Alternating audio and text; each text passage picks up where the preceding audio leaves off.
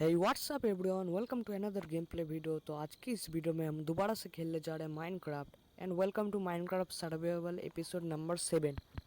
तो गैस, पिछले एपिसोड में बेसिकली क्या हुआ था, हम गए थे टाइगर फार्म में और वापस से हमने 2 डॉग्स और यहाँ पर से कैट लेके आए और 2 फॉक्स भी मिले थे मुझे, और मैंने एक काऊ फार्म भी बनाया था। और गैस, मैं जब ऑफलाइन खेल रहा था तब मुझे एक पिंक कलर की शीप मिली थी और उसका देखो प्रूफ है यहाँ पर। और उसे मिलने के बाद मेरा रिएक्शन कुछ ऐसा था।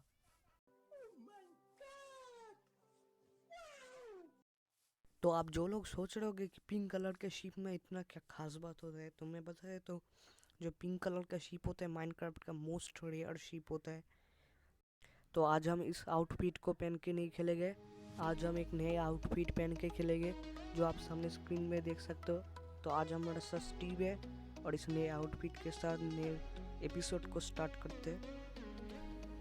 मैं इस शीप को समय समय में खाना खिलाता रहता हूँ क्योंकि ये मर ना जाए, उसलिए मैं खिलाता रहता हूँ, नहीं तो डिस्पोन होने का भी खतरा रहता है। तो आज हमने पिछले एपिसोड में एक काऊ फार्म बनाया था जहाँ पर शुरू में 2 काऊ थे। अब यहाँ पर बहुत ज़्यादा काऊ हो चुके हैं। मैं इनको खाना खिलाते गया और ये ब्रीड करते गए और यहाँ पर पॉपुलेशन बहुत ज़्यादा हो चुकी है। तो आज हमें इनको मारना पड़ेगा।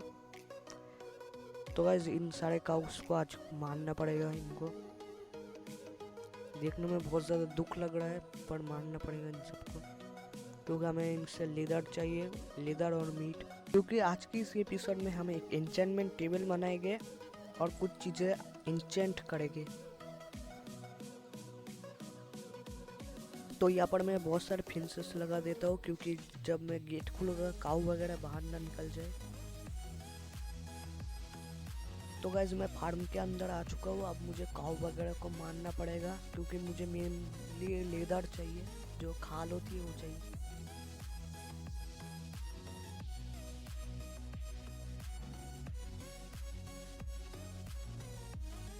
तो गाइज, मैंने जितने भी काऊ थे उनको मार लिया और मुझे इतने सारे लेदर मिले, लगभग 74 है, और बहुत सारे मीट मिले। गाइज, मैंने यहाँ पर सिर्फ 2 ही गाय के बछड़े रख दिए क्योंकि मुझे ज़्यादा नहीं चाहिए, बाद में जाके बड़े हो जाएंगे, फिर से हम फार्मिंग स्टार्ट कर देंगे इनके। मेनली हमें लेदर चाहिए था क्योंकि हमें इंचेंटमेंट टेबल बनाना है और इंचेंट करना है। गाइस, मैं घर जाकर लेदर और मीट वगैरह घर में रख के आता हूँ। और मैंने बहुत सारे पेड़ लगाए थे, पेड़ भी उग चुके हैं, तो उनको काट कर मैं स्टिक बना लूँगा। तो जितने लेदर मुझे मिले थे उन लेदर को मैं यहाँ पर संभाल कर रख देता हूँ। तो 10 मिले थे, 10 और पहले के 4 14 लेदर हुए, और यहाँ पर 64 लेदर रख देते हैं। तो मैं मेरे शिप को लेकर मेरे साथ चलता हूँ। और गाइस, मैंने आप लोगों को बताया नहीं था कि मैंने बहुत टाइम पहले शुगर किंग जो गन्ने होते हैं उनको प्लांट किया था। पहले मैंने बेसिकली 2 लाए थे, फिर उनको काट कर रीप्लांट किया, फिर 2 से 4, फिर 4 से 8, फिर 8 से 16 हो गए। चुप, बिल्कुल चुप। तो मैं शुगर किंग वगैरह को काट लेता हूँ, फिर आपसे एक बड़ी में मिलता हूँ। A few moments later.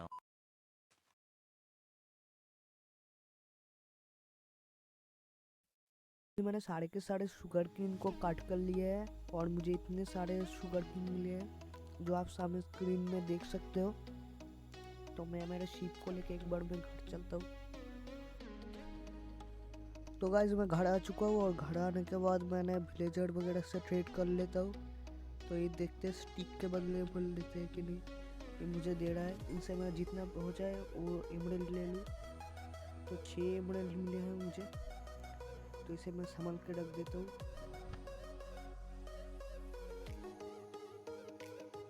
तो मैं मेरे एमरल्ड को इस चेस्ट में संभाल के रख देता हूँ। और गैस, आप लोग सोच रहे होंगे कि आगे से ही 40 एमरल्ड कहाँ से आए।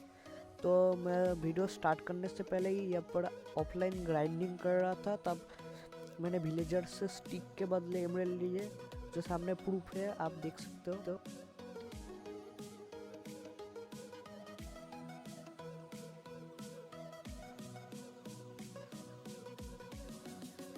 तो गाइज मैंने एक चीज़ तो नहीं बताई, ये वीडियो स्टार्ट होने से पहले एक वनड्रिंग ट्रेडर आया था, उससे मैंने यहाँ पर मॉस ब्लॉक खरीदे थे।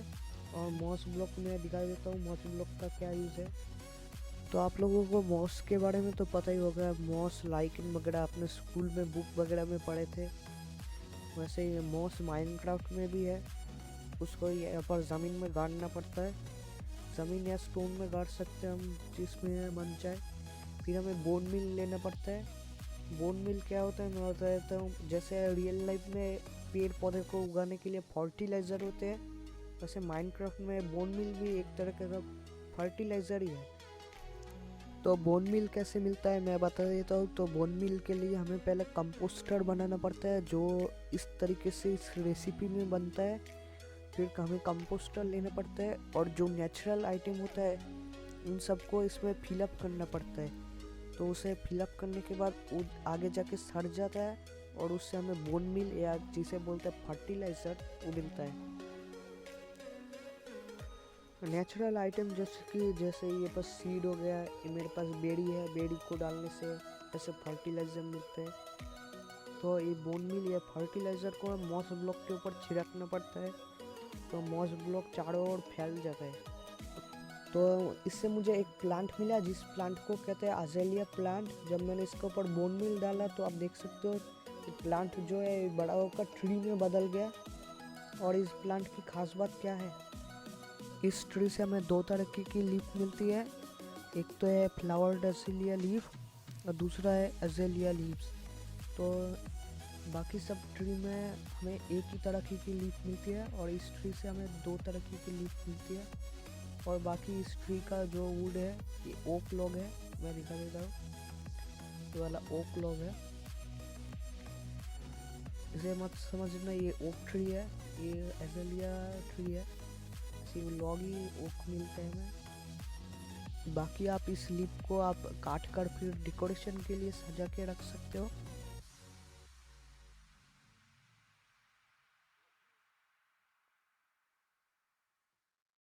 तो यहाँ पर काम करते वक्त यहाँ पर एक वंडरिंग ट्रेडर स्पॉन हो गया। इसे देखते ही क्या दे रहा है, कोई भी अच्छा चीज़ नहीं है। Really, nigga? तो गाइस अब हम जाएंगे डायमंड वगैरह ढूंढने।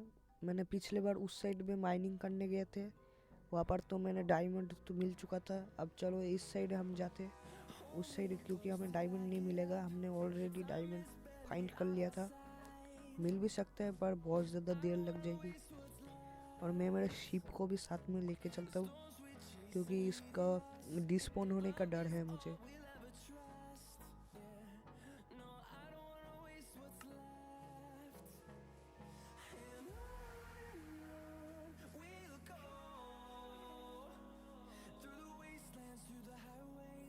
तो गाइस मैं मेरे शिप को लेके यहाँ पर आ चुका हूँ माइनिंग करने के लिए।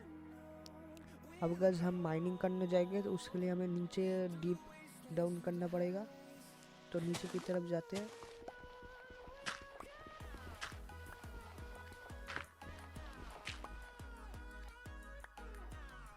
पर से मैं बंद कर देता हूँ, अच्छा हुआ। और शेट गाइस मैंने टॉर्च वगैरह लगता है, हाँ टॉर्च वगैरह मैंने नहीं लाया, टॉर्च भी बेड भी नहीं लाया।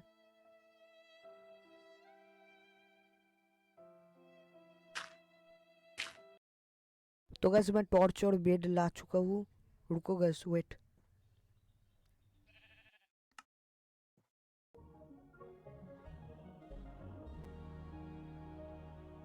गाइस क्या हुआ था, हमारे यहाँ मोहल्ले में लाइट चली गई थी, और हमारे यहाँ बिजली वगैरह की प्रॉब्लम तो चल ही रही है। तो मैं लगभग 1 घंटे बाद माइनक्राफ्ट में आया हूँ फिर से। तो नीचे डायमंड फाइंड करने के लिए नीचे डिग डाउन करते हैं, फिर एक बार मैं आपसे मिलता हूँ।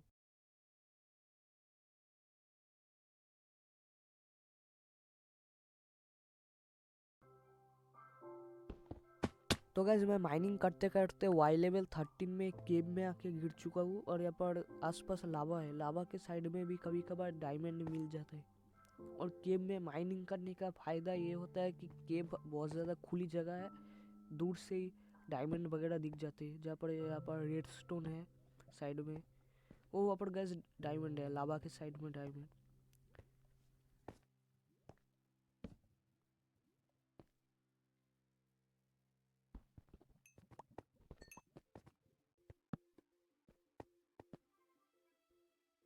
तो मैं लावा में पानी डालकर लावा को शांत कर देता हूँ। अब हम आराम से डायमंड को माइन करेंगे। तो एक ही मुझे डायमंड चाहिए, क्योंकि एन्चेंटमेंट टेबल बनाने के लिए 2 डायमंड चाहिए होते हैं, और एक तो मेरे पास पहले से ही है। तो मैं एक ही तोड़ूंगा और एक फ्यूचर के लिए रख दूंगा। और diamond diamond lava, oh shit shit guys, diamond लावा।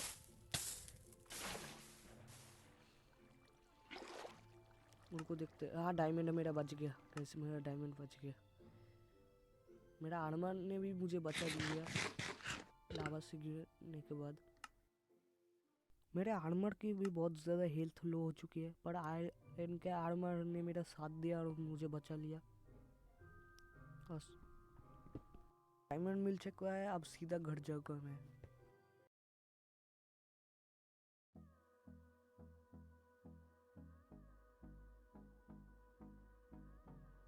तो गाइस मैं घर आ चुका हूँ। मैं आलतू फालतू का सामान सब स्लॉट आउट कर देता हूँ यहाँ।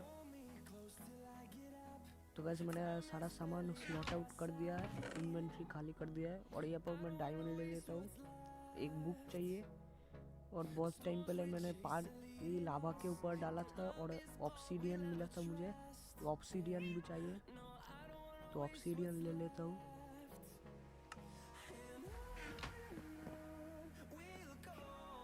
तो गाइस हमें बनाना पड़ेगा एन्चेंटमेंट टेबल, जो इस रेसिपी पे बनती है। 4 ऑब्सीडियन, 2 डायमंड, 1 बुक। तो ये बन चुकी है हमारी एन्चेंटमेंट टेबल। अब मुझे ऑब्सीडियन यहाँ पर रख देता हूँ। तो मैं सोच रहा हूँ एन्चेंटमेंट टेबल को यहाँ पर ही प्लेस कर देता हूँ। मैंने एन्चेंटमेंट टेबल लिया और यहाँ पर साइड में प्लेस कर देता हूँ। इस साइड करता हूँ। और ये हमारा एन्चेंटमेंट टेबल है। ये कुछ दिखने में ऐसा लग रहा है।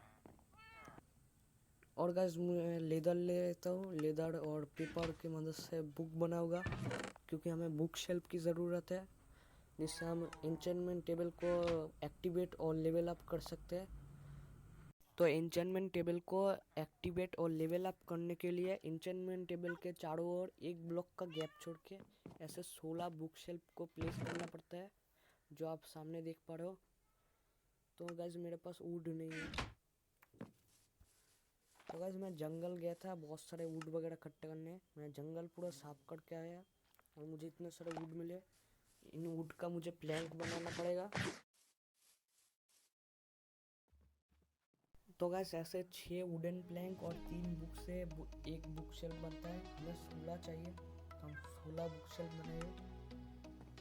तो हमें ऐसे करके एक ब्लॉक का गैप छोड़ के हमें बुक शेल्फ प्लेस करना पड़ेगा। तो गाइस मैंने बुक शेल्फ प्लेस कर लिया है, ये आखिरी वाला बचा है। तो हमारा एन्चेंटमेंट रूम ऐसा दिखेगा। इसमें हम कुछ भी एन्चेंट कर सकते हैं, जैसे बुक डाला। तो हमें अभी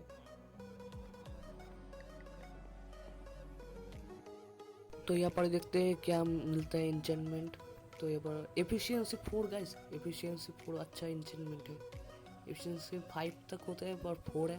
एफिशिएंसी 4 ले लेता हूँ। उसके लिए हमें लेपिस डालना पड़ता है। लेपिस एक ब्लू कलर की चीज़ जो हमें माइनिंग के टाइम मिली थी। तो मैं एफिशिएंसी 4 ले लेता हूँ। अच्छा चीज़ है, ये पिकेक्स में आता है। इससे हमारा पिकेक्स जो है उससे माइनिंग स्पीड वो इंक्रीज हो जाते हैं। और क्या है, पियर्सिंग 3 है। फेदर फॉलिंग 3 अच्छा है। ये बुक में लगेगा, बुक बोल रहा हूँ क्या, बूट में। तो फेदर फॉलिंग 3 ले लेता हूँ। उसका सब क्विक चार्ज 3 में भी आया। ओके गाइस, और क्या क्या एन्चेंटमेंट मिल रही है देखते हैं। Ben of earth for 1, protection 1, piercing 3। कुछ अच्छा एन्चेंटमेंट नहीं मिल रहा गाइस।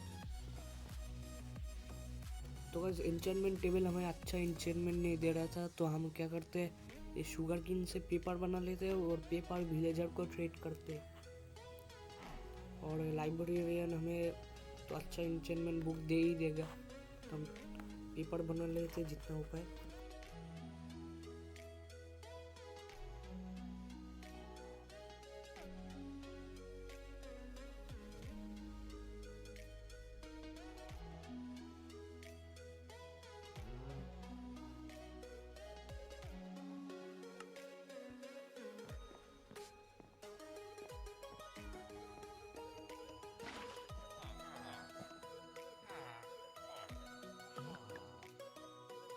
तो गाइज ये सामने जो विलेजर देख रहे हो ये है लाइब्रेरियन। इसको हम पेपर दे के एमरल्ड खरीद सकते हैं। जितना होता है मैं एमरल्ड ले लेता हूँ 50। तो गाइज अब हमें एक एनविल बनाना पड़ेगा।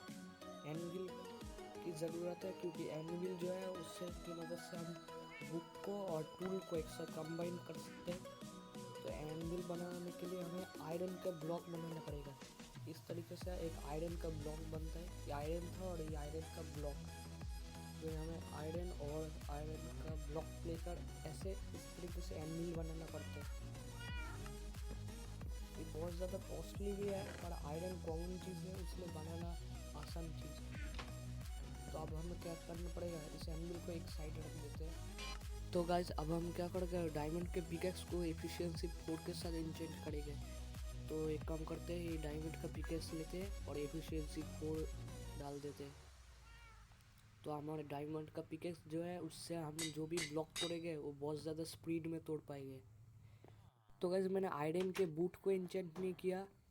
मैं सोच रहा हूँ कि एक बारी में डायमंड का बूट बना लेंगे, उसमें फेदर फॉलिंग 3 डालेंगे। तो गाइस आप लोग ज़रूर से कमेंट में बताना नेक्स्ट एपिसोड में क्या हमें डायमंड का आर्मर बनाना चाहिए। ये तो आयरन का आर्मर है, नेक्स्ट वीडियो में हम लोग पूरा का पूरा फुल डायमंड आर्मर बना लेंगे। सिर्फ आप लोग कमेंट बॉक्स में बता। और वीडियो अच्छा लगा तो वीडियो को लाइक करना, चैनल पे न्यू हो तो चैनल को सब्सक्राइब करना। तो आज के लिए बस इतना ही, मिलते हैं नेक्स्ट वीडियो में। Till then take care, good bye.